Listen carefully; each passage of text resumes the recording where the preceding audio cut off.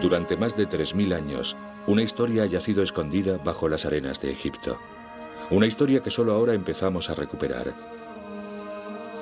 Es la historia de un tiempo que llamamos el Nuevo Reino.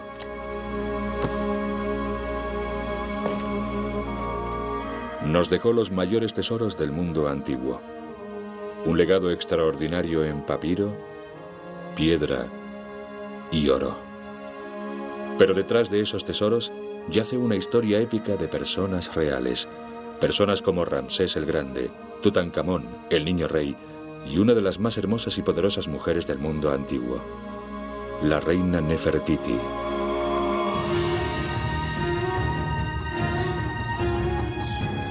Es una historia a la que dan vida sus propias palabras y las de los hombres y mujeres ordinarios que han cambiado el curso de la historia. En informes de testigos presenciales, soldados describen el nacimiento de un imperio forjado en el campo de batalla.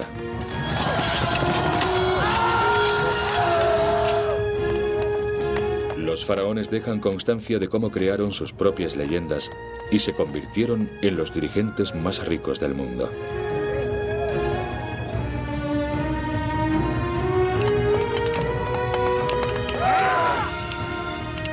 Un arte antiguo que revela cómo convirtieron la riqueza inimaginable de Egipto en tumbas, templos y tesoros. Y cómo al final se vieron forzados a destruir las mismas tumbas que habían construido. Esta es la historia del auge y la caída del Imperio Dorado de Egipto.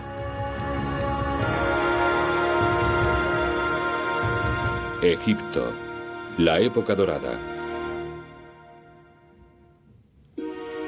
Faraones guerreros.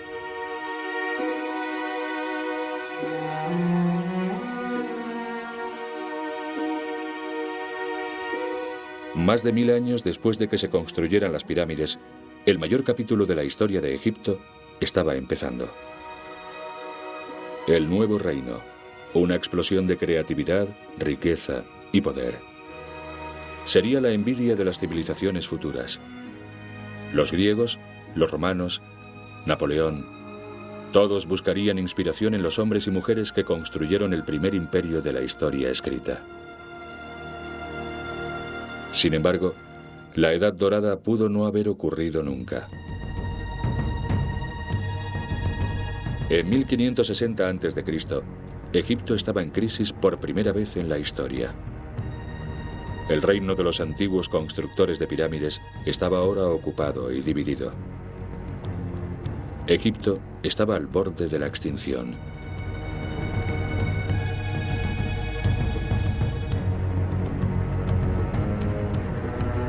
El norte había sido invadido por un rey extranjero que se había declarado a sí mismo faraón. Su pueblo, los hicsos, ocupaban ahora el rico delta del Nilo. En el sur, los belicosos nubios amenazaban los últimos restos de Egipto. La invasión de Egipto por los hicsos fue una conmoción, una sorpresa, porque fue la primera vez que Egipto era completamente invadido. Esta es la primera vez que un pueblo extranjero entraba en Egipto y se quedaron 150 años.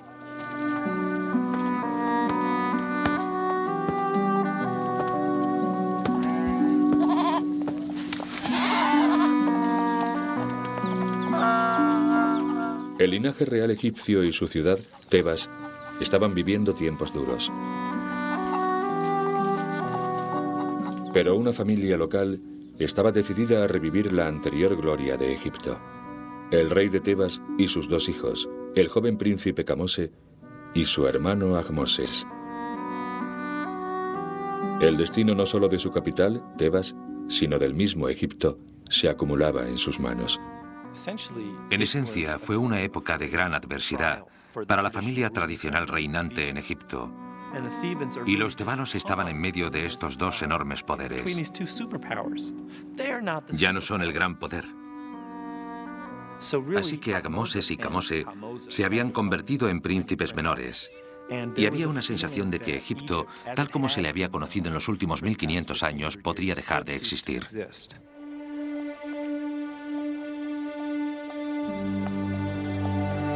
El odio de Kamose y Ahmoses hacia los hicsos era personal.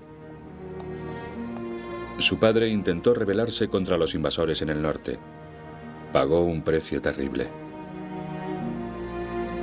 3.500 años más tarde, su cadáver aún muestra señales de su brutal asesinato a manos de sus enemigos.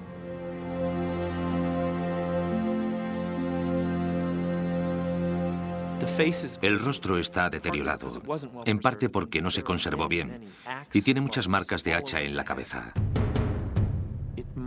Debió ser en la lucha contra los hicsos, y debió ser muy sangrienta.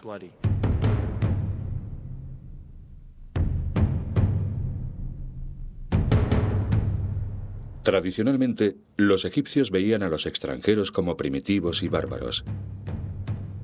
Para el joven Kamose, la muerte de su padre a manos de los hicsos debió de ser tan humillante como trágica. En la ideología de los egipcios, el extranjero es el enemigo inherente, el inferior inherente sobre el que los egipcios tenían un poder divino, dado por sus deidades. Los describen como enemigos viles, gente que es indeseable. Los extranjeros son polvo bajo los pies del faraón. Imágenes de extranjeros se tallaron en taburetes para los pies como este. Así los egipcios podían demostrar su superioridad pisándolos, literalmente. Representaban a los nubios, libios y asiáticos como feos, salvajes, no dignos de poner un pie en la arena egipcia. Pero ahora, el norte de Egipto e incluso las pirámides eran tierra gobernada por extranjeros. Esto era lo peor para el pensamiento de un egipcio. Las pirámides, para Ahmoses y Kamose, eran una especie de recordatorio. Los mataban. Necesitaban que volviera la gloria de Egipto, y esto les dio la fuerza para unirse, derrotar a esos extranjeros y echarlos de Egipto. Con su padre muerto, su tierra dividida, Kamose estaba decidido a vencer a los hicsos. Sus palabras han sobrevivido en una estela grabada en esta gran piedra. Kamose, de modo terminante, afirma su intención de destruir a los enemigos en el norte y el sur de Egipto. ¿Qué poder puedo afirmar que tengo cuando estoy atrapado entre un asiático y un nubio? Cada uno de ellos tiene también un trozo de Egipto y comparte la tierra conmigo. Mi objetivo es liberar Egipto y aplastar a los asiáticos. Pero Kamose no podía luchar solo. Tenía primero que agrupar a su pueblo tras él, y como la estela registra, la mayoría de los líderes no se oponían a vivir en un Egipto dividido. Estamos satisfechos con nuestra parte de Egipto. Los mejores campos son nuestros para cultivarlos. El grano aún llega a nuestros puercos, y nuestros rebaños nunca han sido incautados. No todos estaban disgustados con el gobierno hicso.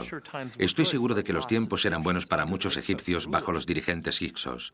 ¿Por qué levantarse en armas? ¿Qué sacaría el pueblo? Los hicsos pronto dieron al pueblo de Egipto buenas razones para alarmarse. En un remoto camino desierto, lejos de Tebas, mensajeros hicsos corrían hacia el sur con una misión secreta.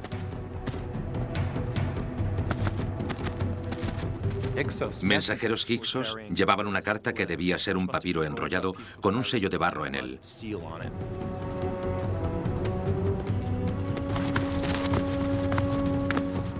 Y atravesaban el desierto seguramente con mucha velocidad. Y los espías de Kamose debieron interceptar a los mensajeros.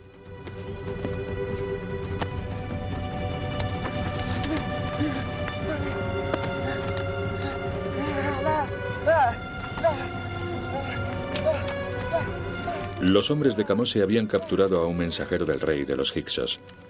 La carta que llevaba estaba dirigida al otro enemigo de Egipto, el rey de Nubia. Era una invitación a unirse y conquistar lo que quedaba de Egipto. Ven al norte. No hay necesidad de preocuparse. Kamose está ocupado conmigo aquí. Dividiremos las ciudades de Egipto entre nosotros, y Nubia se regocijará. Los hicsos estaban invitando a los nubios a unirse a ellos en un plan para caer sobre Egipto y destruir a Kamose. Podemos pensar quizá en Estados Unidos. Sería como si Canadá y México presionaran contra Estados Unidos y, de hecho, estuvieran hablando de invadirlo. Kamose supo que era el momento de luchar. Los hicsos, desde luego, no eran un pueblo atrasado. Provenían de la zona de Oriente Próximo, donde las ciudades estaban fortificadas, donde las armas para la guerra eran más avanzadas que las armas de los egipcios. Eran un pueblo guerrero.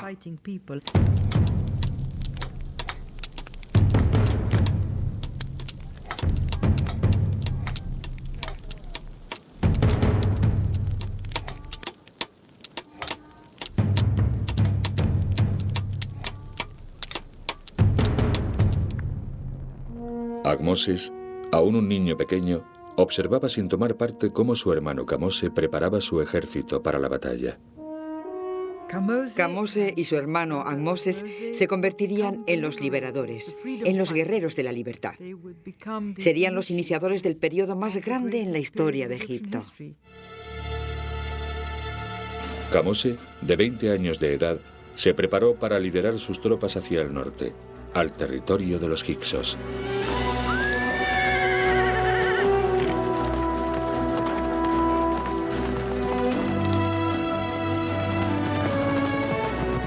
Mi poderoso ejército corría ante mí como una ráfaga de fuego. Kamose y su ejército pronto llegaron a una ciudad fortificada de los hicsos. Kamose estaba ahora frente a frente con su enemigo. Cuando amaneció al día siguiente, me lancé hacia él como un halcón. A la hora del desayuno ya le había derrotado.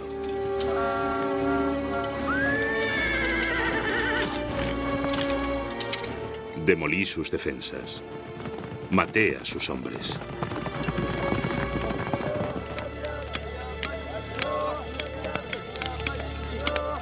Kamose registró la captura de la ciudad con placer no disimulado. Mis soldados eran como leones tras la presa. Transportaron el ganado, los esclavos, vino, grasa y miel. Y alegremente dividieron el botín. El ejército egipcio se dirigía ahora hacia su último objetivo, Avaris, la capital de los hicsos. Kamose tenía confianza en que la victoria estaba a su alcance. Insultó al rey de los hicsos y le gritó que era un cobarde, que no era bueno y que iba a derrotarle.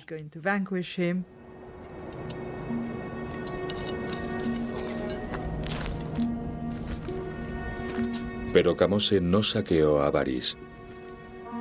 Los archivos no dicen qué pasó, pero a punto de expulsar a los hicsos de Egipto, Kamose murió.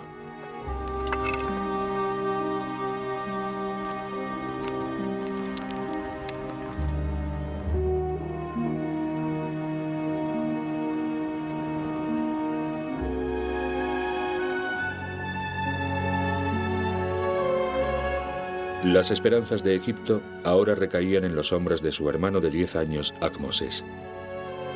Aunque su madre había perdido a su esposo y a su hijo mayor frente a los hicsos, ahora alentó a Ahmoses a continuar la guerra de liberación que ellos habían comenzado. Ahmoses había estado aprendiendo a hacer la guerra, y su madre y los cortesanos le habían entrenado para convertirlo en un gran líder militar.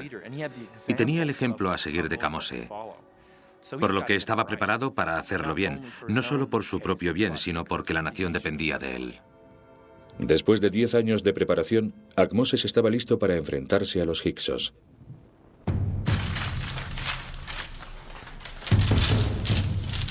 Sería su gran prueba. Las consecuencias determinarían el resto de la historia de Egipto. Solo queda el testimonio de un testigo presencial de este momento crítico. Está enterrado en la tumba de un soldado que luchó en el ejército de Ahmoses contra los hicsos.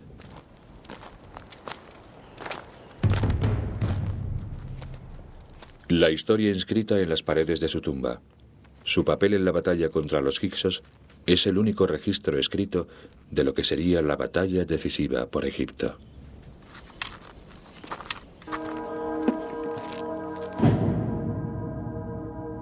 Déjame hablar contigo y contarte los honores que recibí. Cómo me condecoraron con oro. Durante el cerco a Baris, el rey se fijó en mí, luchando valientemente a pie, y me ascendió. Tomamos a Baris. Capturé allí a 4 personas, un hombre y 3 mujeres, y su majestad me permitió quedármelos como esclavos. Estas pocas palabras de un hombre anciano son el único registro de la derrota histórica de los hicsos por el ejército de Ahmoses. Ahmoses regresó victorioso a Tebas.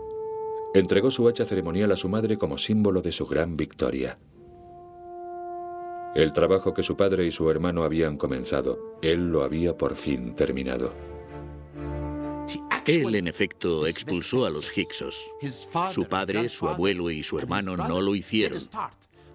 Pero esta vez tuvo éxito en expulsar a los hicsos de Egipto. Ahmoses ya no era solamente el rey de Tebas. Ahora era faraón de un Egipto unido. La reunificación de Egipto fue crucial. Significó un nuevo comienzo. Significó que Egipto había vuelto donde debía estar, una tierra unificada bajo el gobierno de un rey, un faraón. Es un momento de origen, un momento de inicio. Hay un momento alrededor del año 1520 que es la inauguración del nuevo reino.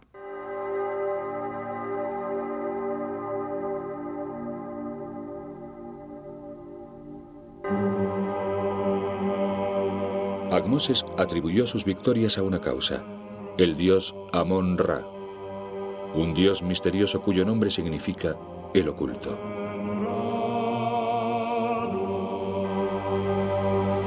En los escondrijos más oscuros del templo de Tebas, el dios habló a Ahmoses. Oh, mi hijo Ahmoses, yo soy el Padre. Yo infundí el terror en las tierras del norte, incluso en Avaris. Y los hicsos yacen muertos bajo mis pies. Los egipcios estaban tan impresionados por la victoria de Ahmoses sobre los hicsos que el mismo faraón era adorado como un dios. Ahmoses era un héroe a los ojos de todo el mundo. Todos sonreían, gritaban su nombre. Le construyeron una capilla y pidieron a Dios que le protegiera, porque él era un dios. Pero la ambición de Ahmoses iba más allá del Egipto unido. Quería oro para hacer de Egipto una nación poderosa. Se dirigió al sur con su ejército, hacia Nubia. Algunas de las minas de oro más ricas del mundo antiguo eran controladas por el poderoso rey nubio desde su capital, aquí, en Kerma. En una serie de batallas, el ejército de Ahmoses aplastó a los nubios. Una vez más, Ahmoses salió victorioso. Después de 25 años en el trono, Ahmoses murió. Pero su legado viviría para siempre para asegurar que los extranjeros nunca gobernarían de nuevo su país. Había extendido las fronteras de Egipto más allá del desierto Saini en el norte y dentro del territorio de Nubia en el sur.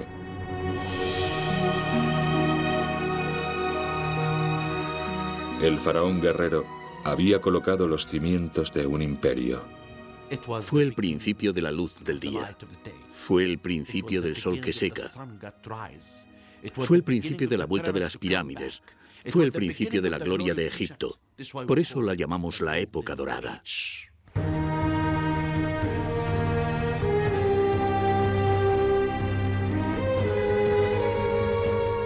Ahmoses había pasado su vida asegurando la paz en Egipto. Ahora Egipto podía ser reconstruido y Tebas, la capital religiosa, podía florecer. Un faraón en particular, Hatshepsut, transformó la ciudad construyendo bellos templos y los extraños obeliscos nuevos que se elevan sobre ellos. Con un peso de más de 300 toneladas, y de más de 30 metros de altura, los obeliscos se cortaban de una sola pieza de granito. Construir y erigir estas columnas de piedra fue una hazaña espectacular que aún deja perplejos a los ingenieros actuales. Los obeliscos se convirtieron en los monumentos que definían al nuevo reino. Osados e innovadores, han sido emulados en todo el mundo desde entonces. Pero los obeliscos también representan un misterio. Durante años, los arqueólogos han sabido que los obeliscos se construyeron durante el reinado de Hatshepsut, pero su nombre no estaba en la lista de los reyes en los muros del templo, los registros oficiales. Era como si Hatshepsut nunca hubiera existido. Fue un misterio durante 3000 años.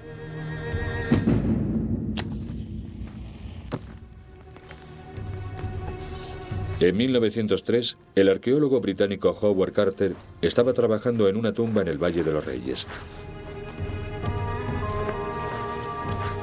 Removiendo la arena, Carter encontró una tumba y en ella el nombre del faraón Hatshepsut.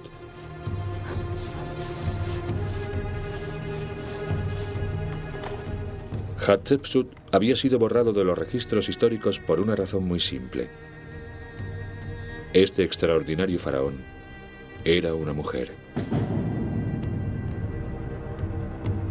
Muy temprano en su vida, Hatshepsut había sido una reina ordinaria.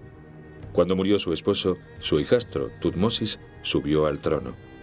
Pero era demasiado joven para gobernar solo, por lo que Hatshepsut gobernó como corregente. Esto no era excepcional. Lo que fue sorprendente fue su siguiente paso. Hatshepsut se declaró a sí misma faraón. Hatshepsut debió de ser una mujer extraordinaria. Se veía a sí misma como el gobernante más importante de su tiempo. El siguiente gobernante en subir al trono, Tutmosis III, era solo un niño pequeño. Así que ella entró en acción y de ser la regente se proclamó a sí misma no reina, sino rey de Egipto.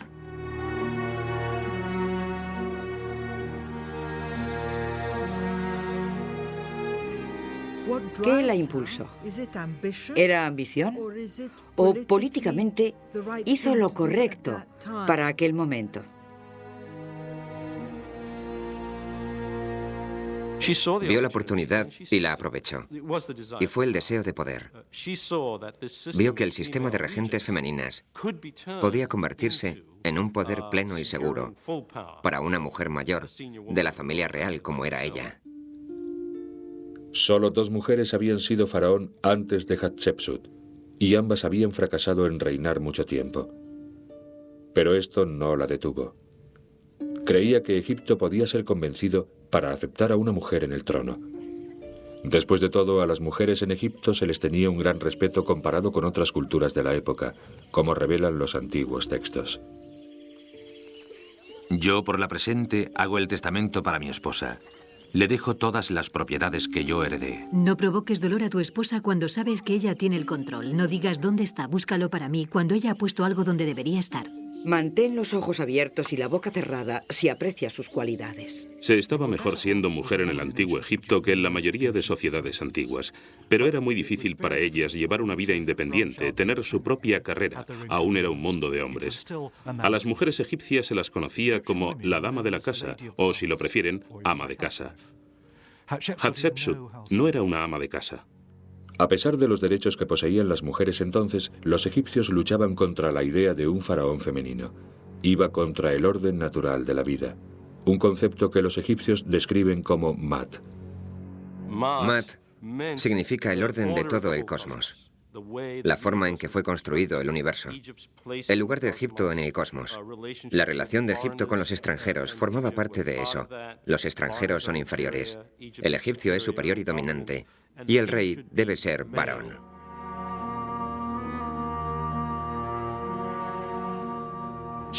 Ella sabía que no tenía derecho al trono y que los egipcios nunca la aceptarían. La necesidad de Hatshepsut de legitimar su papel de faraón dominaría todo su reinado.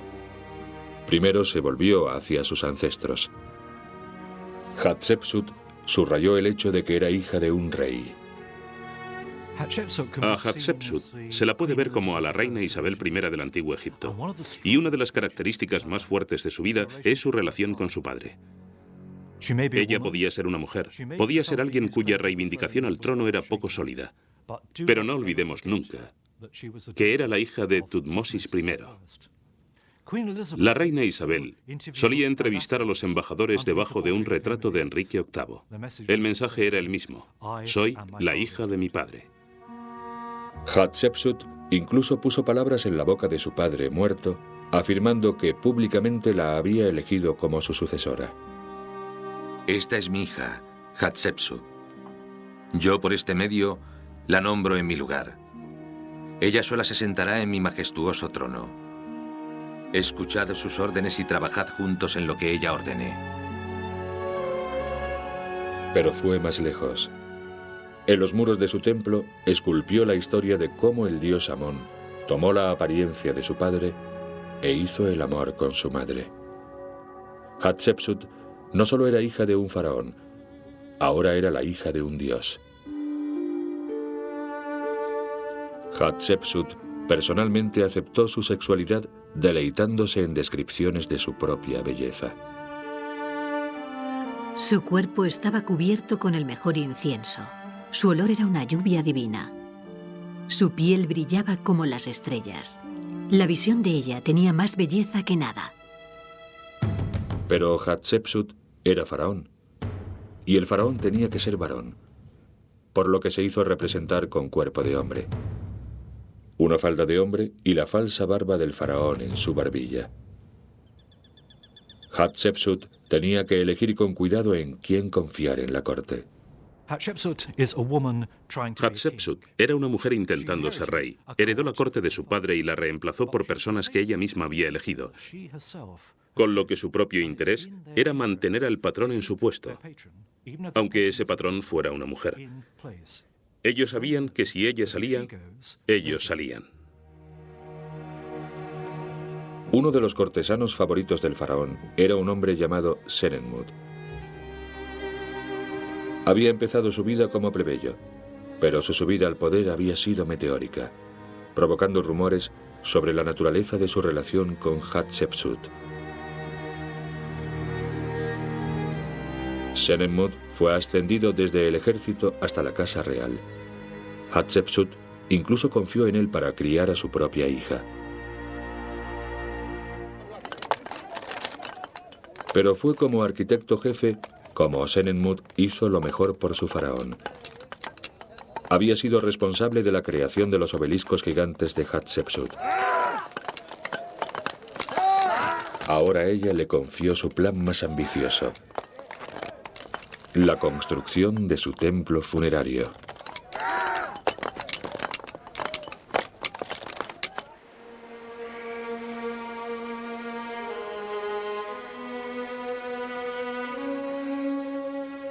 El templo sería el último intento de Hatshepsut de demostrar que era digna del título de faraón.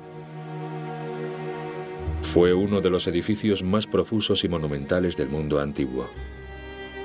Deir el-Bahri.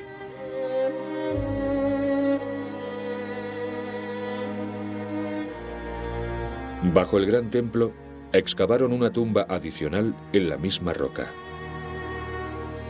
A mitad de camino del corredor hay un dibujo del propietario de la tumba y a su lado un nombre: Senenmut. La posición de la tumba, tan cercana al templo de Hatshepsut, podría haber sido simplemente la última recompensa de un leal arquitecto. Pero tal vez era el reflejo de la intimidad entre Hatshepsut y su cortesano favorito.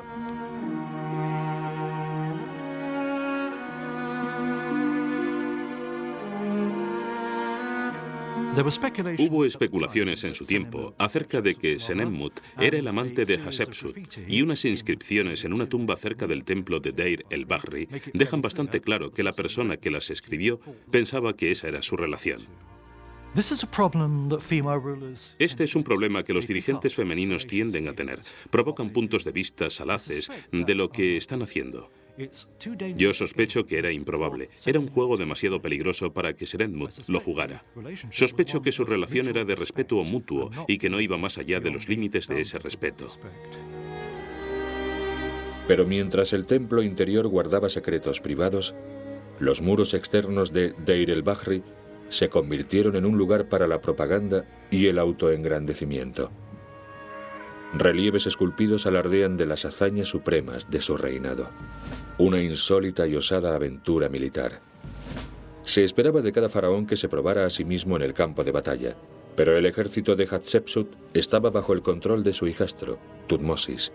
Tutmosis era cabalmente consciente de que el trono era suyo por derecho.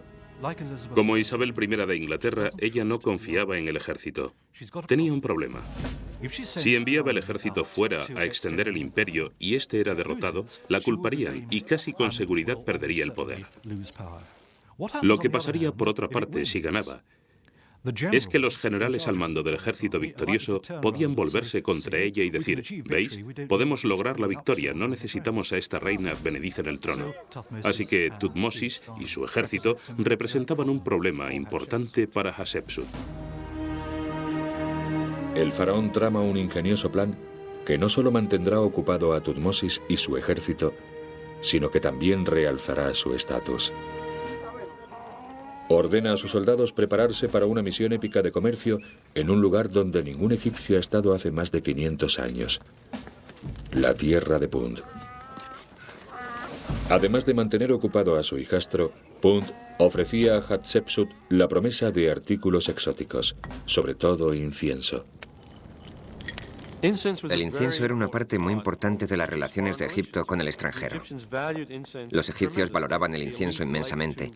A la élite le gustaba perfumar su entorno, pero incluso más importante, cuando quemas incienso en un templo, el dios o la diosa, de hecho, se encarnan en el incienso. Así, lo que hueles no es solo el incienso, sino el aroma de la deidad. En el 9º año de su reinado, el faraón envió la expedición a Punt. Una búsqueda épica de los tesoros más raros del mundo antiguo.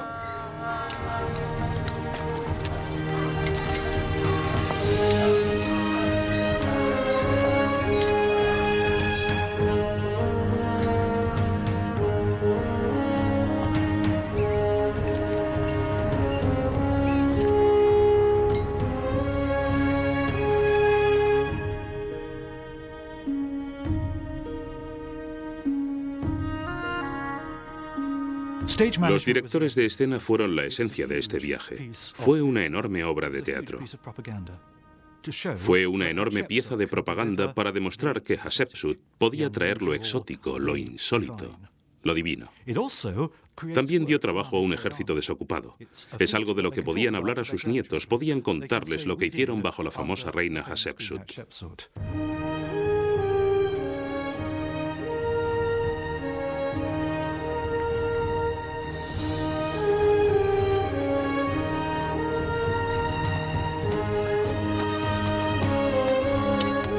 Los muros del templo de Hatshepsut proclamaban que la misión había sido un éxito triunfante. Los relieves representaban los tesoros exóticos que los soldados le habían traído. Mirad, ya vuelven. Y han traído algo realmente sorprendente. Árboles pesados con incienso fresco, listos para plantar. Ébano, precioso marfil. Mandriles, monos y perros, innumerables pieles de leopardos, incluso esclavos y niños. Nada como esto ha pasado nunca con otro rey de Egipto. Los escribas que acompañaron al ejército registraron cuidadosamente las maravillas de esa tierra exótica. Casas sobre pilares, jirafas y extraños árboles tropicales. Junto con la flora y fauna, la reina de Punt era representada como una enorme mujer gorda. Estos relieves son considerados como el primer estudio antropológico de la historia. La expedición a Punt hizo más que legitimar la posición de Hatshepsut como faraón. La particularizó como el faraón que había abierto Egipto y alcanzado tierras extranjeras. Bajo su reinado hubo una explosión de riqueza, de poder, de visión en un sentido. Fue un gran reinado. Después de 22 años en el trono, Hatshepsut murió. Esperaba que sus obeliscos, elevándose sobre Karnak, recordarían al mundo su grandeza para siempre. Pero le había robado el nombre de faraón a su hijastro. Y por esto, él le haría pagar. Tutmosis III, verdadero heredero del trono, tenía 25 años de edad y estaba listo para reclamar su herencia. Amón abrió las puertas y yo volé hacia el cielo como un halcón divino. Él me dio su fuerza y su poder.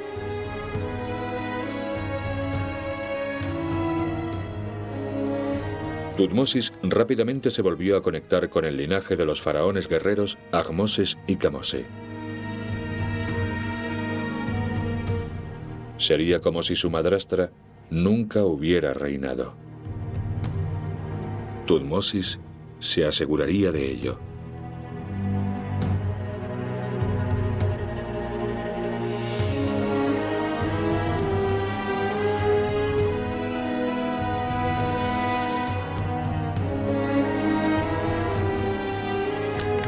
Hizo que derribaran sus obeliscos y ordenó que el nombre y la imagen de Hatshepsut fueran eliminadas cuidadosamente de cada rincón de Egipto. Tutmosis III está diciendo: no necesitamos el recuerdo de este gobernante mujer, este interludio en la historia de Egipto como poder imperial. Incluso el bello templo de Hatshepsut fue mutilado.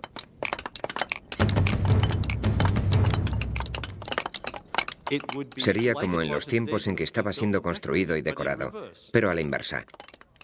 El andamiaje estaría colocado. Habría cientos de trabajadores apresurados, ocupados en desconchar todos los muros.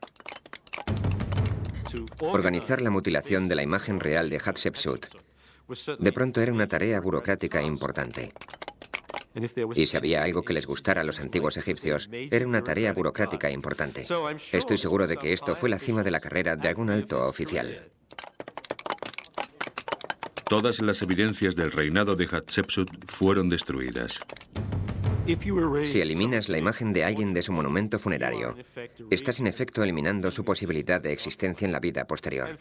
Y para cualquier egipcio, de la realeza o no, eso es un desastre total. Mutilando un monumento como ese, estás diciendo: no, tú no tienes eternidad. Con su nombre eliminado en todo Egipto y excluida de todas las listas de los reyes, era como si Hatshepsut nunca hubiera existido.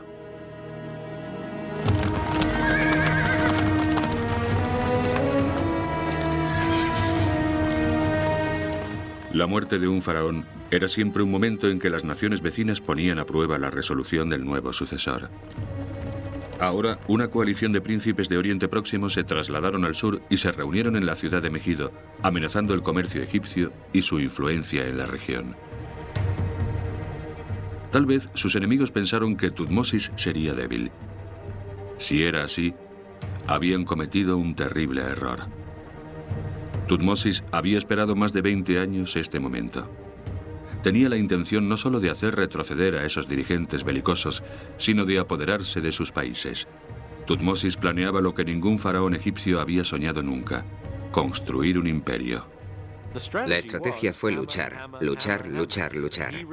Comprendió que para poder construir una base segura de poder en el Mediterráneo Oriental, tenía que realizar un gran esfuerzo militar. Iba a tener que hacer muchas campañas. Y eso es lo que hizo.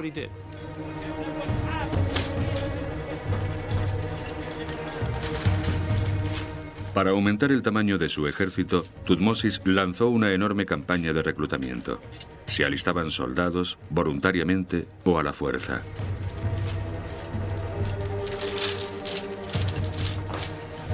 Tenían que armarse, y sabemos que existían grandes arsenales llenos de armas y escudos, y elementos de ese tipo. Y a cada soldado se le proporcionaba su equipo.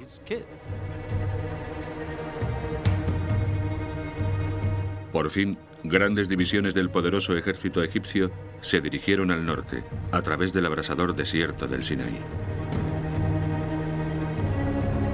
osadamente se movieron hacia la costa del Mediterráneo.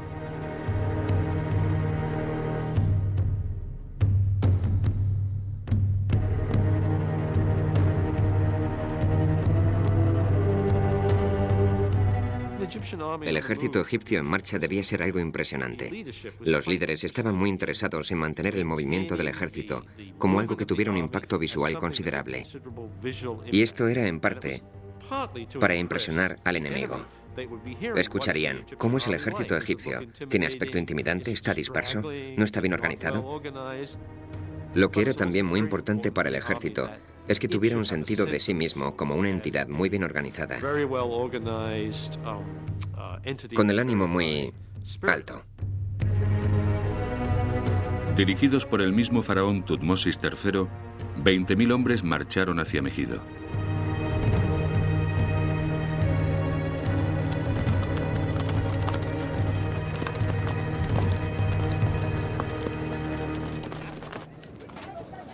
Al final de cada día, cuando las tropas acampaban, los escribas del faraón registraban las últimas hazañas del ejército. Fueron los primeros corresponsales de guerra de la historia. Hacía que los escribas recogieran en un diario todos los acontecimientos que tenían lugar. Cuándo se levantaban, cuándo empezaban a marchar, dónde levantaban el campamento, cuánta tropa hay, cuántos necesitan comer, toda la vida práctica diaria de un ejército en marcha. Cuarto mes de invierno, día 25. Su Majestad pasó la fortaleza de Saile en su primera campaña victoriosa para aplastar a los pueblos que asaltaban las fronteras egipcias. De vuelta en Egipto, sus relatos se inscribían en los muros del templo de Karnak. Los rostros de los extranjeros llevan los nombres de las ciudades conquistadas por Tutmosis. Aquí la palabra Israel es registrada por primera vez en la historia. Los registros de los escribas también incluyen detalles íntimos de lo que significaba ser un soldado en el ejército del faraón hace 3000 años. Los árboles bajo los que me tumbo por la noche no tienen nada que comer. Las pulgas me pican y me dejan las venas secas. Voy cojeando como un tullido porque tengo que ir a todas partes a pie. Pide a Amón que me devuelva vivo de este agujero del infierno donde he sido abandonado. Tutmosis y sus soldados habían llegado por fin a su objetivo definitivo. Más allá de su campamento, al otro lado de las montañas, se extendía Megido. Esta es la ciudad de Oriente Próximo donde todos los príncipes del área se habían reunido. Y si conseguía conquistar esa ciudad fortificada, entonces prácticamente había conquistado toda la zona. En palabras de Tutmosis III, la captura de Megido es la captura de 1000 ciudades.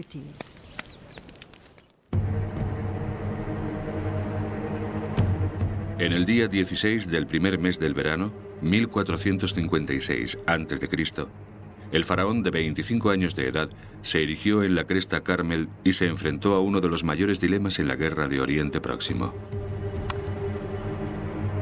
La gran fortaleza de Megido se extendía ante él.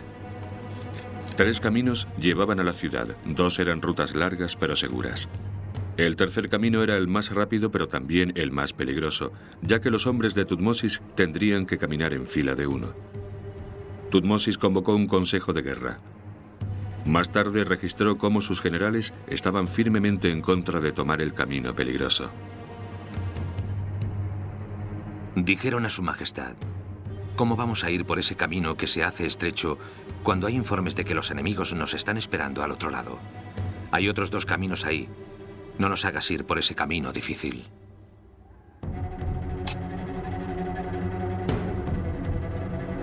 Al final, la última palabra la tendría el joven faraón. Sus generales y sus hombres tendrían que vivir y tal vez morir por su decisión. El enemigo esperaba que Tutmosis llegara por el camino fácil. Le estaban esperando allí. Nunca pensaron que el ejército de Tutmosis III vendría por el lado izquierdo y tomara ese camino estrecho e imposible. Pero él dijo, vamos, este es el camino a la victoria.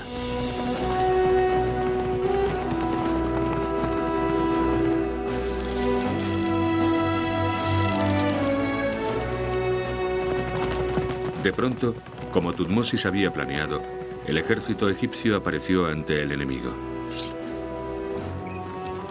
En Megido hubo pánico. El ejército enemigo salió corriendo de la ciudad para enfrentarse a los egipcios.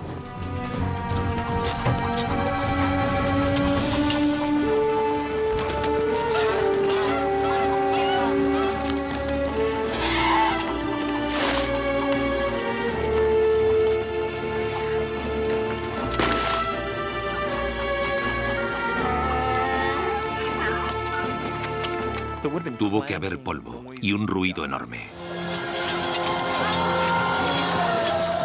El polvo, el ruido y el relinchar de los caballos. Tuvo que ser una refriega salvaje, con los soldados enemigos apareciendo enfrente de ellos, tan asustados y furiosos como estaban ellos.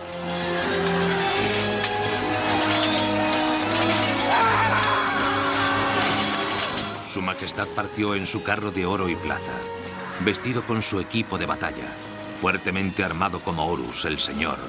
Su padre Amón fortalecía sus brazos. Los egipcios forzaron a huir a los enemigos, a volver dentro de los muros de Megido. Los reyes enemigos galoparon de vuelta a la ciudad y tuvieron que abandonar sus maravillosos carros de oro y de plata, porque la ciudad había cerrado las puertas. La ciudad no iba a abrir las puertas mientras el ejército egipcio estuviera ahí fuera. Y esos reyes tuvieron que ser alzados sobre los muros de la ciudad en telas atadas con nudos que la gente había lanzado. Fue una derrota completa. El enemigo se desmoronó totalmente ante el ataque egipcio.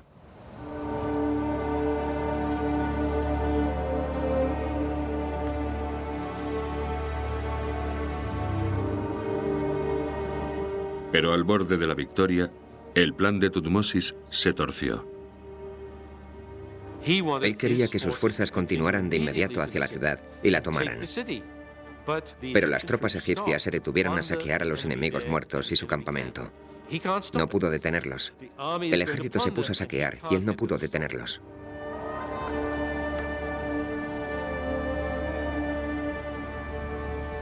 En el antiguo Egipto no contaban las cabezas, contaban las manos.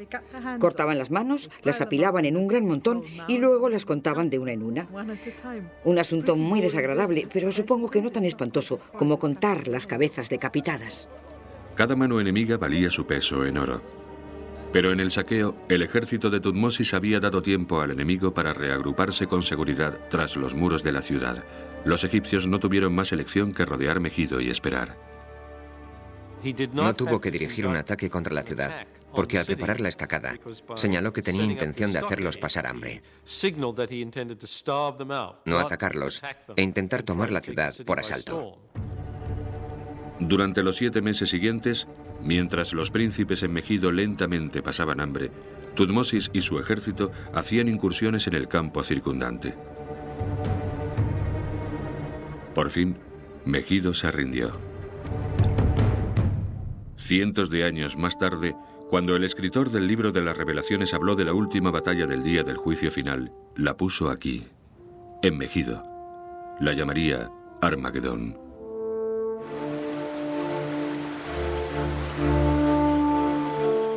El faraón volvió triunfante a Tebas. Megido y toda su riqueza pertenecía ahora a Tutmosis.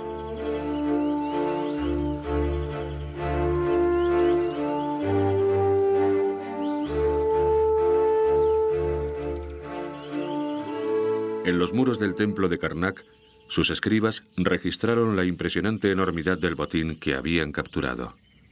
Prisioneros vivos 340. Carros de su ejército maltrecho 892. Vacas 1929.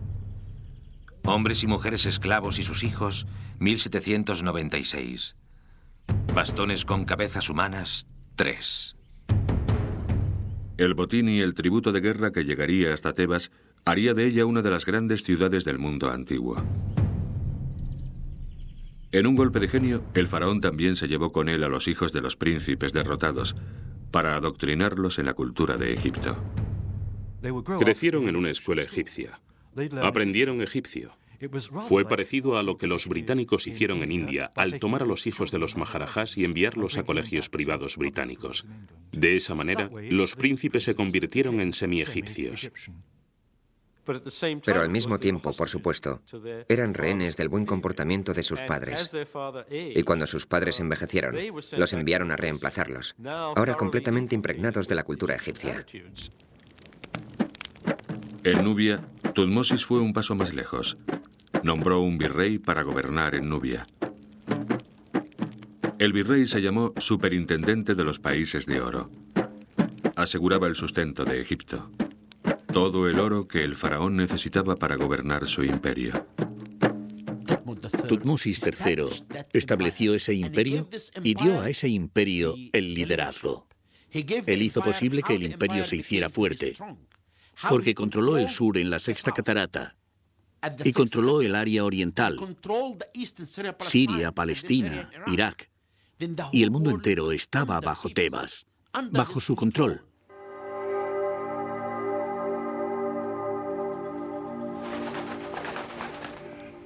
Por todos sus triunfos, Tutmosis dio gracias a un dios, Amón-Ra. La primera tarea del faraón al regresar de Megido fue solemne. El rey se acercó al santuario interior. Solo Tutmosis hizo ofrendas al dios al que concedía el mérito de su victoria. El dios que le había concedido un imperio. Según Tutmosis, el dios le habló. Te di el valor y la victoria sobre las tierras. He establecido tu fuerza, te temen en cada país, para que gobiernes a los vivos para siempre. Al salir, el rey echó arena en el suelo para oscurecer sus huellas y asegurarse de que nadie más entrara en presencia del dios. Tutmosis pudo volver a la luz con la bendición de Amón para su nuevo imperio. Solo 100 años antes, Egipto había estado al borde de la extinción. Pero al final del reinado de Tutmosis, Egipto controlaba Nubia, las costas de Siria y Líbano, y partes de Israel y Palestina. Los egipcios ocuparon territorios que nunca pensaron que alcanzarían en absoluto. Es un imperio enorme. Es el imperio más grande que ha sido conquistado nunca. Y está gobernado por un rey.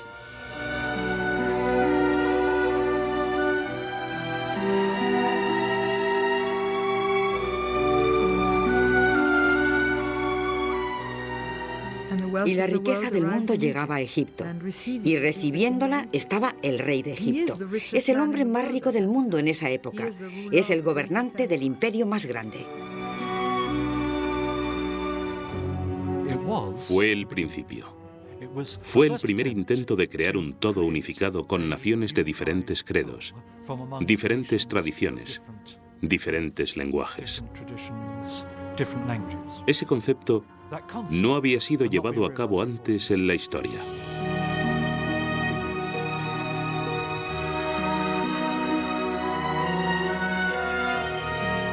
El imperio egipcio había nacido. La pregunta ahora era, ¿qué haría el faraón con su imperio de oro?